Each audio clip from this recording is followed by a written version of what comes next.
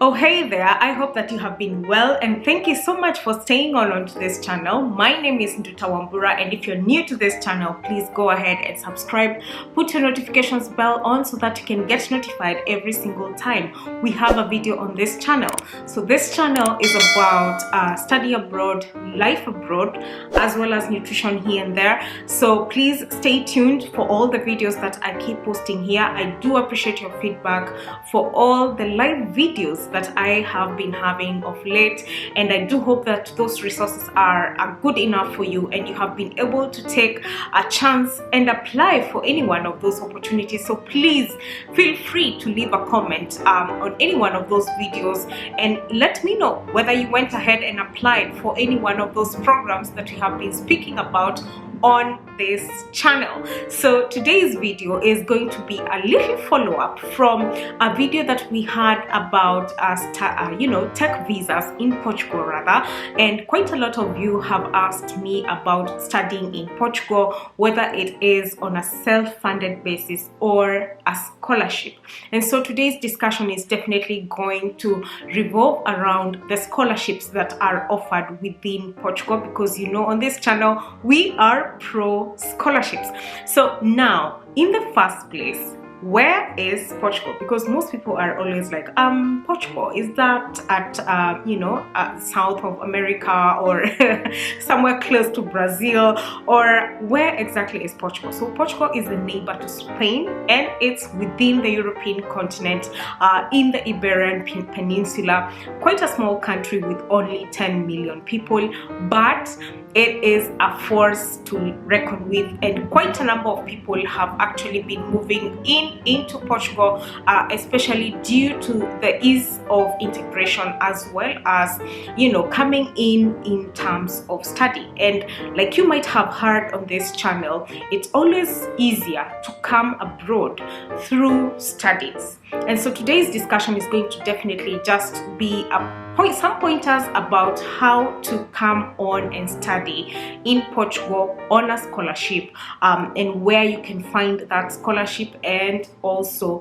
how you can apply for it, in terms of whether it's going to cover your bachelor's degree, your master's degree, your PhD degree, or exactly what it's going to cover. So in the first place, it's very good to know that the Portuguese education system usually is divided into three, which means that you would have your bachelor's degree, then your master's degree, and then your PhD degree. So your bachelor's is usually takes 3 to 4 years depending on the course that you are taking, and your master's is gonna be for 2 years, and the PhD usually depends, could be maximum of 4 years. Some actually just go for 3 years, so 3 to 4 years, and it is very strict within this period of time that you actually complete your PhD. If you don't complete it, then obviously you can at least extend to the 5th year, which is not quite usually recommended. However, depending on the circumstances between your PhD program and maybe your life and all these kind of things, whether you've been doing it part-time and whether you've been going for full-time classes, all these kind of things usually determine how long it takes for your PhD to get completed. So in other words, yes, you can study either your bachelor's, your master's, your PhD, or even come for a postdoc here in Portugal. So in the first place, if you're looking to come in and study your bachelor's degree, then you need to know that most Portuguese universities will actually have the language of instruction in Portuguese language. So which means that if you are an English speaker and you do not speak the Portuguese language very well, then you need to sift through and see whether the university that you chose is offering that course in English. And in most cases, if they are offering it in English, they would not necessarily ask for an English test, as opposed to other universities within Europe, or even in the UK or the US, Australia, and so on and so forth. So the thing that they would definitely ask for is to do an equivalence test, and in most cases they might also ask you to do an acceptance exam for them to see whether you're a good candidate for an undergraduate course here in Portugal. And in most cases, perhaps you might actually self-fund, because in most cases the scholarships are not mostly for undergraduates. However, some faculties might have some scholarships for undergraduates. And then, you know, there is definitely what we call the language courses. So if you are looking to come into Portugal and learn the Portuguese language more, and why would you want to learn the Portuguese language more is because perhaps you might have an interest to work in Portuguese speaking countries, the Lusophone countries, which include countries such as Mozambique, Angola, Guinea-Bissau, Cape Verde, maybe go to Brazil, you can even go to Macau in China, who knows. So depending on which country you would want to work in the future, or perhaps maybe you just have an interest of the Portuguese language, or you have an interest of the Portuguese language and culture and you want to interact with it even more, then you can apply for a scholarship for the language course. And in this case, where to find this scholarship would be in the Instituto de Camões. I'm going to definitely leave that name on the description box below so that you can check, as well as the link that you can actually go ahead and check whether there is some sort of scholarship that is going on. Again, depending on where you're listening this from, if you're listening from Kenya, then you can definitely go ahead and check out these links on the website of the Portuguese Embassy in Kenya. You can also check their social media handles just to be able to see whether there is an active call for participants to study the Portuguese language. And a fun fact is that you can even begin studying Portuguese in Kenya right now in the University of Nairobi. They have a collaboration with the Portuguese Embassy whereby they are delivering Portuguese classes if you are in Nairobi. So you can check that one out. Now, if you want to come and study your master's or your PhD or your postdoc, then it's easier to find a scholarship in Portugal if you're coming to pursue any one of those courses. So like I said before, the master's courses would be for 2 years, which means those are 4 semesters. And so in the Portuguese universities, you can definitely find that there are scholarships with what we call the Directorate General of Higher Education. So this offers merit-based scholarships for all study programs and study levels through individual institutions, and usually in this case you might even find some scholarships that would cover bachelor's degrees as well. So which means that this is a platform where you can find scholarships for pretty much everything. However, in most cases you might find that most of them are just for masters as well as PhD. So I will say that again, it's the Directorate General of Higher Education, which is known as DGES here in Portugal, and you can definitely scroll through to check out that website so that you can be able to see whether there is something that is for you. And remember, this funding is for non-EU students. It also covers for EU students, just in case you are within the EU and you're looking to come and study in Portugal, then this is definitely something that can assist you.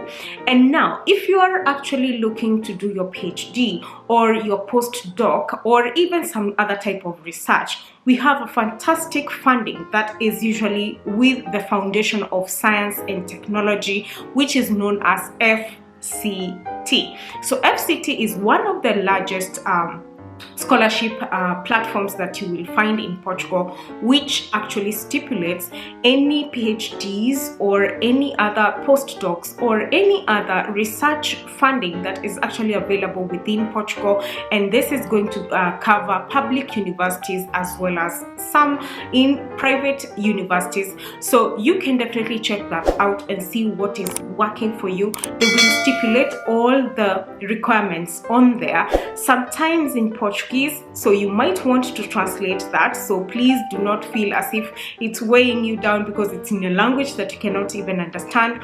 But I'll tell you for a fact that I know quite a number of international students who have benefited from FCT, and they are now doing their PhDs as well as their postdocs. Some of them have come to do some sort of research here for like three months or 6 months depending. So take advantage of that when once again be able to check it out. So this is FCT. And then another thing that you want to also check is if you prefer to go to a private university here in Portugal, then you might find that that private university actually has got some scholarships that are in-house, which means that they are not publicly available for everybody. It's just within that private university. So in case you do your application to that private university, then you would definitely be able to take advantage of also applying for a scholarship that is being offered within that faculty or within pretty much the whole university, depending on the course that you are hoping to take. So I think this is what you need to know for now. Again, in Portugal, you can also find some other funding opportunities that are usually published on the Euraccess website, and I'm gonna leave that again on the description box down below so that you can check that out. And usually on the Euraccess website you can find quite a lot of funding within the EU. It doesn't have to just be in Portugal, but you can find quite a lot of funding from Horizon 2020, from Marie Curie, and all these entities that actually offer funding for research. And you can take advantage of this to either study your PhD, do a postdoc, or maybe do a short research, and in some cases you can actually find a job on that website. So I'm going to leave on the description box below so that you can check out that website, which is a very, very good resource, especially if you're looking to do your PhD as well as your postdoc in Europe. Now, another thing as to why you possibly would want to come and study in Portugal, because so many people actually ask, so why Portugal? Why should I come to Portugal? Is there anything special about the country? One is, of course, the living costs. So as a student and you're coming from a different country, you definitely want to consider things to do with one, the cost of living as well as the cost of education. So in case you want to actually do a self-funded program, usually you might find that the cost of the education is actually very, very, very low. So for PhDs, so for self-funded PhDs, it could range from 2,500 to 3,500 euros per year, while for bachelor's and masters it could range from 1,000 euros to 2,000 euros, again depending on the course that you are actually seeking to study for.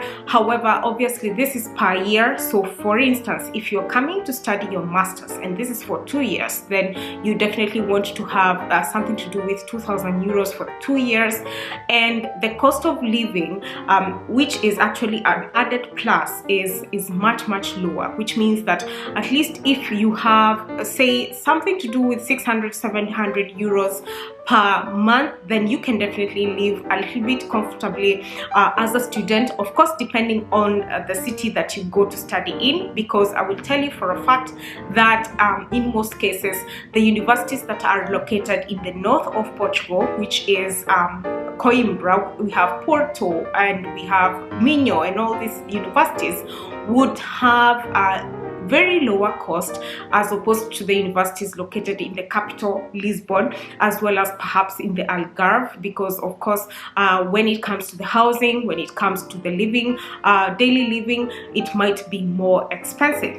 So one of the reasons why you definitely want to choose Portugal is the cost of living as a student, and two also is because of the high quality ranks of these universities. So you can check these university rankings on the what we call called the QS Higher Education Rankings. And in most of these universities, for example, the University of Porto, as well as such institutions like the Porto Business Schools and also the University of Lisbon, have got very, very high rankings, especially if you're coming to study things to do with technology, with engineering, some of them with medicine. In most cases, you might also find a very good high ranking to do with hospitality and tourism management, especially with the universities in the south of Portugal, that is in the Algarve. So you want to check that out in case you're thinking of also studying in Portugal. So you have the quality of education, you have a very good quality of life, a very good life-work balance, because again, there's not so much of stress, quote unquote, I will put it, quote unquote, so much of stress of the daily life in terms of the ease of movement, the ease of transit from one place to the other, and of course the ease of integration. So the thing is, obviously someone might ask, so how about the language? I will tell you for sure that when you're in the university, it's so easy to actually integrate, because most people in the university will definitely speak in English. However, it is always a very good idea to start learning the Portuguese language just to get by, and of course, you know, just to go to places and be able to socialize just a little bit. But it is in most cases not quite mandatory for you to have a very good command of the language, especially if you're coming to study your master's as well as your PhD. For your bachelor's, the story might be quite different, because they might want to require you to have at least a B1 or a B2 level of the Portuguese language, which means that you would need to start learning that language as soon as possible if you're looking to come and study in Portugal. And so you can go ahead and check out you know, the Institute of Camões in, for example, in Nairobi, if you're listening to this from Kenya, and be able to learn the language ahead of time, such that you are very well prepared in case you're coming to study a course that is only taught in Portuguese language. So this is a very small overview of, you know, what exactly to expect in terms of the scholarships in Portugal. And again, we do have Erasmus presence in Portugal. There is no talking about Portugal without Erasmus, because you know, in most cases that you will find the masters, the joint masters programs for Erasmus, they definitely include Portugal, which means that you might find that one of the participating countries is actually Portugal. And so it means that you get to have maybe 1 semester or 2 semesters depending in Portugal, and then you can get a feel of the country as well as the language. You can easily learn the language, the culture of it, and also be able to benchmark in case you would want to do that towards your future plans.